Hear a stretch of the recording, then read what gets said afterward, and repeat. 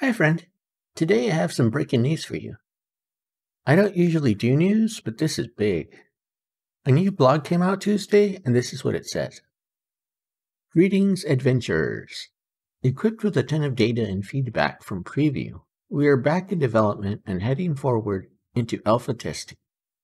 Like previous alpha test phases, this phase will be confidential as we implement changes, experiment with design ideas, and break things in the pursuit of making them much better.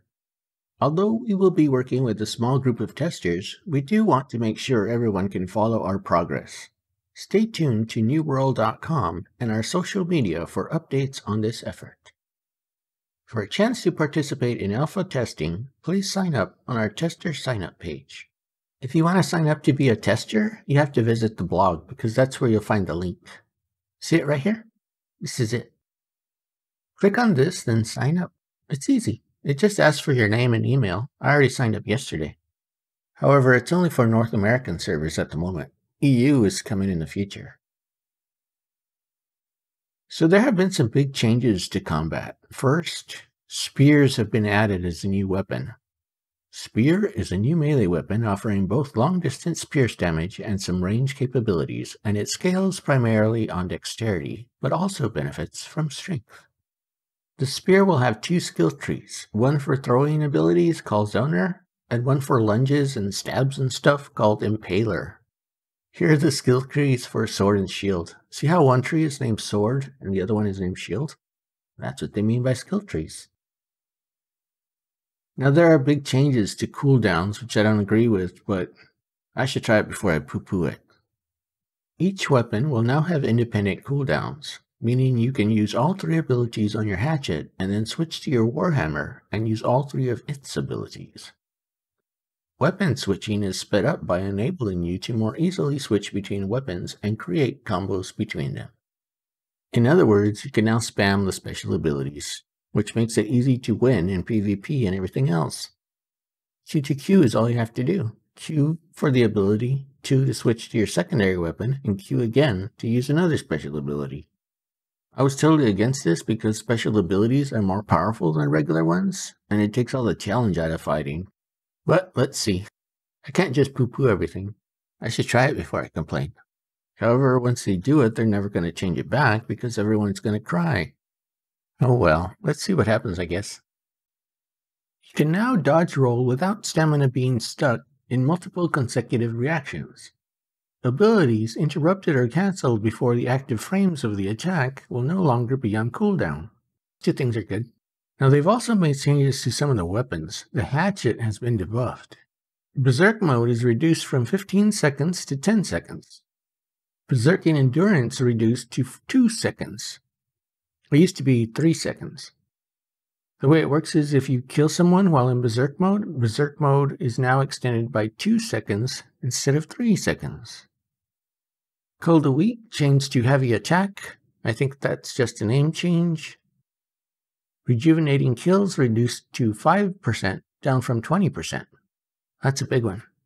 Before, when you kill someone, it restored 20% of your health. Now it's only 5%. Relentless Fury reduced to 5%, down from 10%. So now each successful attack is increased by 5%, not 10%. Life Staff has also been debuffed. Decreased speed of light distance by 50% and increased cooldown to 25 seconds. Fixed healing abilities not providing mastery experience. Speed of light is the one that let you dart forward 20 meters. So now it's only 10 meters. It used to be used for fast travel, but now that's harder. Backstab adjustments. Any melee attack that hits an enemy's back now gets backstab damage bonus. All melee weapons currently have a 1.3 times backstab damage bonus. Note, this will be tuned per weapon in the future. Backstabs no longer cause knockdowns. Reduced homing on second and third light attacks. Oh really? I didn't know that. I guess I never attacked anybody from behind. Or if I did, I didn't notice the difference. Interesting. There's also a couple of changes to housing. Housing will now display the following. decoration score, number of items you have placed, maximum count on the decorations UI, user interface. That's nice, I guess. So they cleaned up the menus and added stuff, I think. Now there's a lot of big changes to progression. Let's take a look. Progression changes.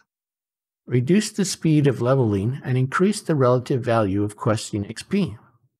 Reduce the XP players get from corrupted breaches. Reduce the XP players get from killing creatures. Reduce the weapon mastery XP required to level up weapons by 25% to compensate for the lower XP from killing creatures. Reduce delivery missions, XP, and rewards. So the quests now give you more XP, and it's easier to level up your weapon, but everything else gives you less XP. So it's harder for you to level up. Unless you do more quests, I guess. But not delivery quests, because those give less XP. I wonder if they added more variety to the quest then. Don't know. Attribute changes. Increase the attribute pool to add a meaningful amount to gear and introduce diminishing returns to increase build variety. Increase the amount of attribute points you get from leveling. Added attribute points to gear. So the attribute points used to be capped at 60, so now they've raised that. And instead of getting 1 point every time you level up, now you get more. Adjusted focus attribute to be the primary scalar for life staff. It no longer affects cooldown rate. Note, our long-term goal is to have focus be the attribute for healers / support characters, while intelligence becomes the attribute for damage dealers / mages. So that's interesting. Focus will be for healing and intelligence will be for damage. Gems no longer give attributes, but instead provide elemental damage for weapons and family banes for armor. Diminishing returns were added to all attributes. That's a big change. Before, gems used to give you buffs like dexterity or constitution. Now they just add fire effects and stuff like that. This is going to be very different. I'll have to make a video about this. This is a huge change. I can't wait to try to see if it's better, but if people hate it, I'm sure they're going to change it back. But if they like it, they'll probably keep it. What's going to happen? It's a mystery. Adjusted level requirements and rarity mapping for gear in preparation for a strong endgame gear chase. Gear now has a specific level requirement. Previously, all gear from a tier was available at a single level threshold. The level requirements of a piece of gear is based on its The level requirement of a piece of gear is based on its great score. They mean gear score. Great is a typo, I think. Gear score. The level requirement of a piece of gear is based on its gear score. Higher rarity gear has a lower level requirement than lower rarity gear with the same gear score, making rarity even more valuable. Okay, rarity is how many perks a thing has, and gear score is the base damage. So a sword with 3 perks and a gear score of 200 has a lower level requirement than a sword with 1 perk and a gear score of 200. Does that mean the rarer sword is weaker because it needs 3 perks to be as strong as the other one? Who thought of that? That sounds like some nerd stuff to me. What the heck? I mean, it's logical, but who would ever think of a thing like that? Okay, fine with me, I guess. Rarity mapping changed so that legendary gear can now be crafted and dropped from the world. Oh, that's cool. I like that. Gear perks. 16 new perks added to the game. There were 300 perks before. I counted them. Now they added 16 more? Good grief. 9 perks will reduce the weight of specific classes of items. For example, Gourmand's Burden will reduce weight of raw and cooked food.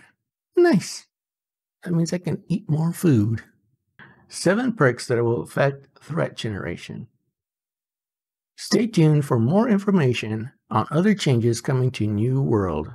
For a chance to participate in another alpha testing phase of New World, please sign up using the tester sign up page. You can find the link on the blog, and I can add it down below. And that's all the news that's in the news. Just kidding.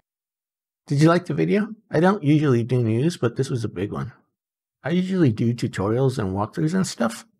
If you liked the video, why not subscribe? I have new New World videos every week. Thanks for watching. I'll see you in the next episode. Oh, wait. Did we talk about AI? AI, New Threat System, Part 1. Adjustments to make enemy targets more understandable and controllable. Introduce a new threat system where a single threat value is calculated per player. Higher threat greatly increases the chance to be selected as the enemy's target. Created logic for how threat is calculated. Currently, damage and threat perks are the main determined, but expect specific attacks to add/remove threat in the future. Note, healing does not yet affect threat generation. This will change for life staff users soon. Okay, that explains why I skipped it. I can't even pronounce it, and I don't know what they're talking about. Okay, if you understood that, there you go. I didn't, so I'm going to go eat a snack. I'll see you guys later. Don't forget to subscribe. More new videos weekly.